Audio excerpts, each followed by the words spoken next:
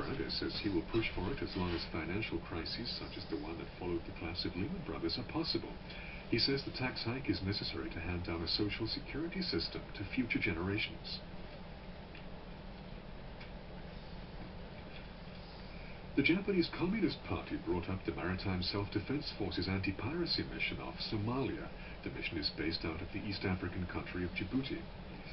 Deputy Policy Chief Akira Kasai says it should not be taking place as Article 9 of Japan's constitution renounces war. He says the mission should stop. Prime Minister Abe says the government is considering a measure for wider use of the base in Djibouti, with the self-defense force engaging in more activities. Abe says Japan will not take part in airstrikes or military operations targeting Islamic State militants, nor provide logistical support.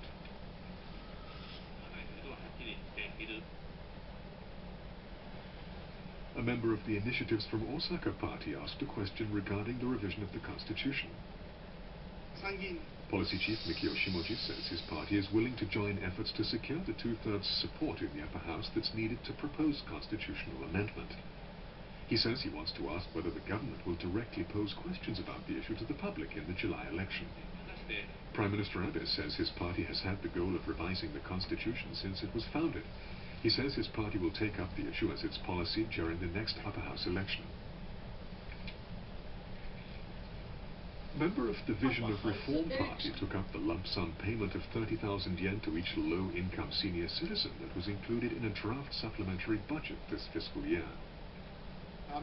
Diet Affairs Chief Kazuhiko Shigetoku says such a payment should not be made, since it's viewed as a measure to win voters' support in the next upper house election. He says the fund for the benefit payment should be invested in the younger generation and to repay debts.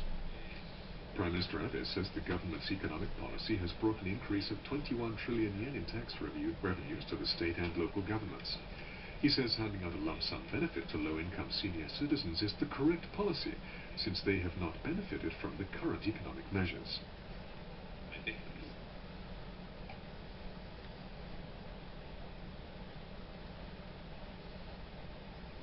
North Korea's latest nuclear test has been raising tensions globally. We wondered how the families of Japanese people abducted by North Korea are reacting to the news. Keiko Arimoto was abducted in the early 1980s and turns 56 years old today. Her parents have been waiting for her return. Her 90-year-old mother, Kayoko, is the oldest relative of the abductees. We heard what she has to say as they await a reunion with Keiko.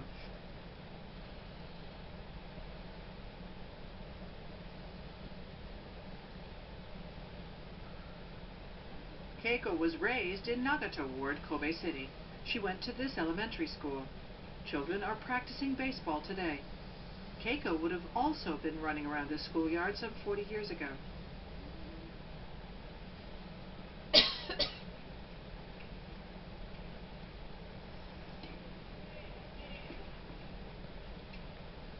We visited Keiko's parents' house where she was raised. It's near the school.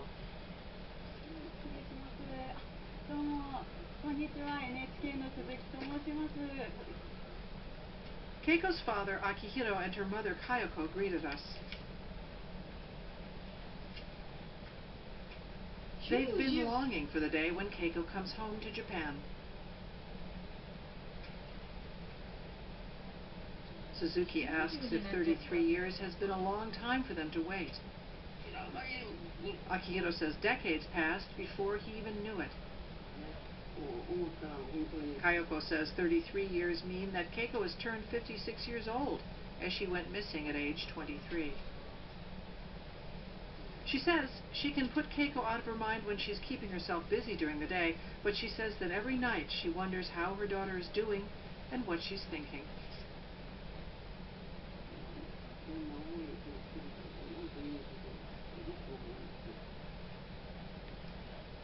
Kayoko is concerned about the impact of North Korea's nuclear tests on the abduction issue.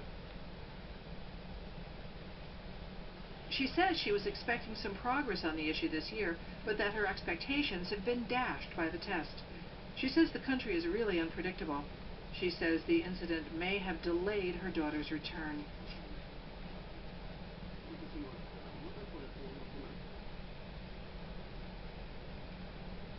A picture of Keiko is on display. She went missing at age 23 in Europe, where she was studying.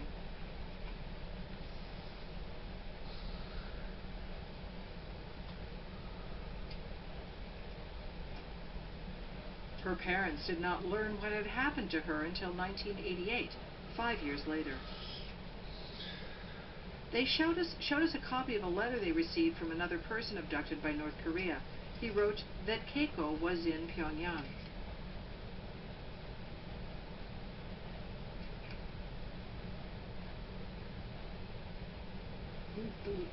Kayoko said she was overjoyed and relieved she was alive.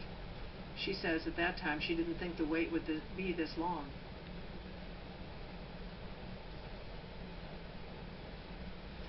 Kayoko, Akihiro, and other relatives of abductees have been at the mercy of North Korea all these years. In 2010, North Korea finally admitted to abducting some Japanese.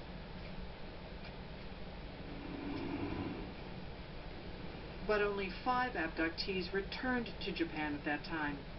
North Korea said Keiko died from gas poisoning while using a coal-fired heater, but did not produce any evidence.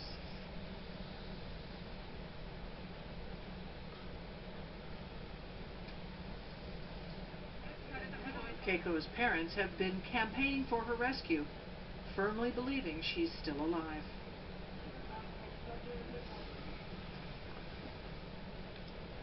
Kayoko turned 90 years old last Tuesday. Her chronic heart disease has been deteriorating over the past few years. Asked if these medications are for her heart condition, Kayoko says 3 are for treating high blood pressure, 1 is for better blood circulation, the rest are for the heart. She says she suffered a sudden irregular pulse last July and she seriously thought that was it. Asked if she isn't as active as before, she says she isn't.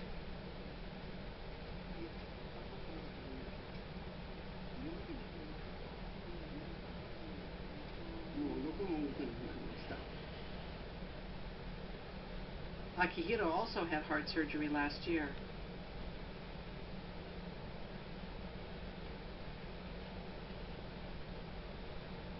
No progress has been made leading to the return of the abductees.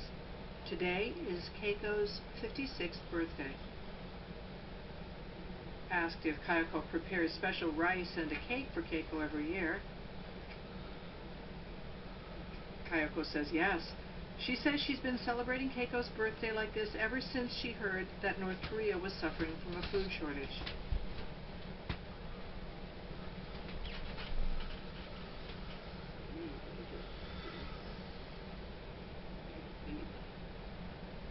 Her actions represent a mother's strong concern for her daughter, even when her own health is deteriorating.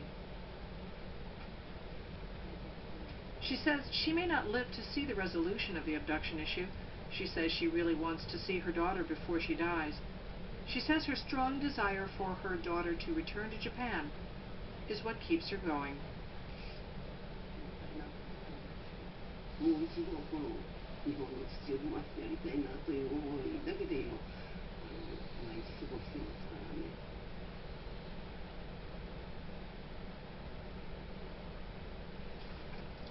I talked to Kayoko yesterday, but today was Keiko's birthday.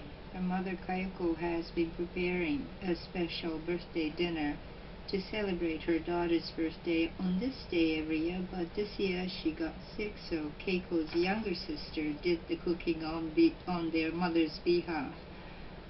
She's not in her best physical condition, and they're also getting old. No progress in the negotiation with North Korea is in sight. So the families are in really a difficult position. We talked to Kayoko Arimoto this time, but there are many more families suffering the same fate, waiting for their loved ones' return home in anxiety. Talking to Kayoko, who is aged and has lost so much weight, I keenly felt that we are really racing against time. Police around the country are expected to play a major role in rescue operations when natural disasters such as earthquakes, floods and landslides occur. In an effort to improve their ability to respond effectively to emergency situations, the National Police Agency has built a large-scale training complex in Osaka. A Newswatch 9 reporter visited today to get a glimpse of how officers will train. The training facility is designed to give officers a realistic sense of what it will be like to be first responders in different types of natural disaster. The National Police Agency has spent about 200 million yen to build the facility inside a police academy in Sakai City.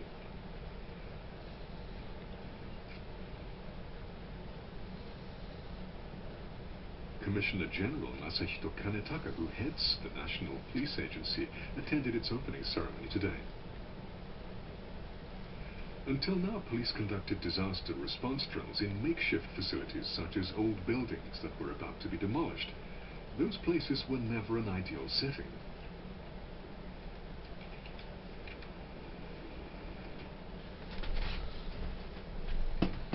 The training complex has a dozen separate facilities. Each is designed as a place where police can practice different skill sets required in different types of natural disaster.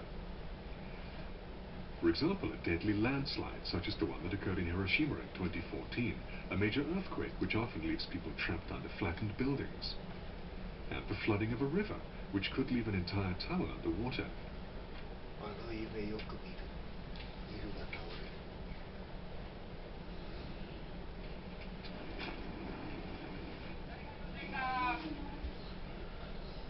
This facility simulates a situation in which police officers must look for survivors trapped under a flattened house.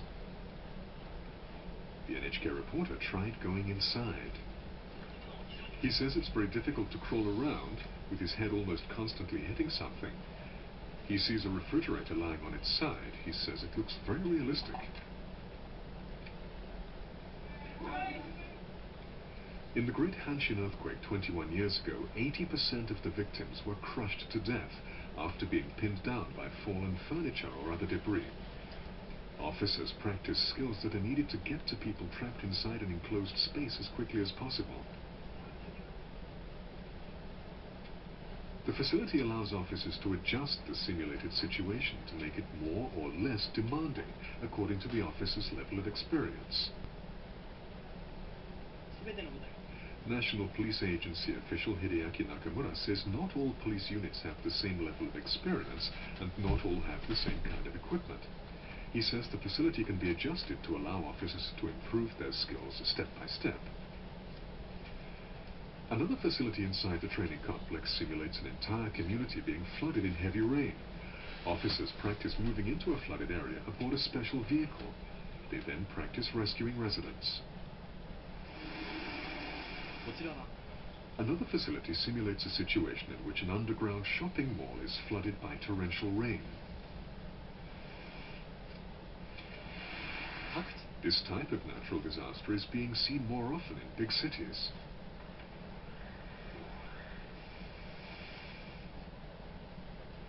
An officer operating in the floodwater tried to open the door. The door would not budge because of the water pressure.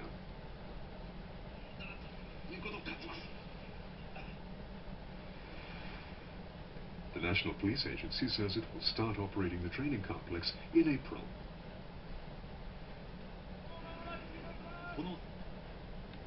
NPA official Nakamura says it is very important to make sure that officers are well trained to be able to respond to situations they may not have anticipated. He says he hopes the training complex will help improve their overall level of disaster preparedness.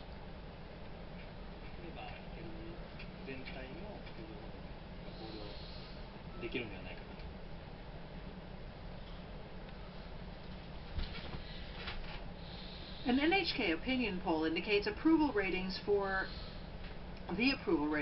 Prime Minister Shinzo Abe's cabinet is unchanged from last month at 46%. The disapproval rating fell by 1 percentage point to 35%. 81% of respondents said they were concerned over North Korea's nuclear test. NHK conducted the poll over 3 days beginning Saturday. 1,043 people responded. 46% said they support the cabinet. That's